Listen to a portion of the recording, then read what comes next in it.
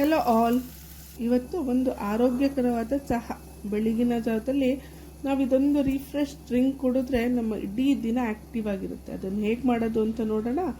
ಒಂದು ಪಾತ್ರೆಯಲ್ಲಿ ನೀರು ಹಾಕಿ ಅದನ್ನು ಕುದಿಯೋಕ್ಕಿಡಿ. ಅದು ಚೆನ್ನಾಗಿ ಕುದ್ಮೇಲೆ ಸ್ವಲ್ಪ ಜೀರಿಗೆ, ಅಜ್ವೈನ್, ಸೋಂಪು ಇದು ಮೂರನ್ನು ಹಾಕಿ ಚೆನ್ನಾಗಿ ಕುದಿಸಿ 5ರಿಂದ 7 ನಿಮಿಷ ಇದನ್ನು ಚೆನ್ನಾಗಿ ಕುದಿಸಿ ಸ್ವಲ್ಪ ಅರಿಶಿನ ಹಾಕಿ ಸ್ಟವ್ ಆಫ್ ಮಾಡಿ 2 ನಿಮಿಷ ಬಿಡಿ.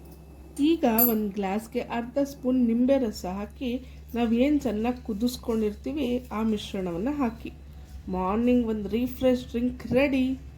ಜೀರಿಗೆ ನಿಮ್ಮ ಜೀರ್ಣಕ್ರಿಯೆಯನ್ನು ಸುಧಾರಣೆ ಮಾಡುತ್ತದೆ ಮತ್ತು ದೇಹವನ್ನು ಡಿಟಾಕ್ಸ್ ಮಾಡುತ್ತದೆ.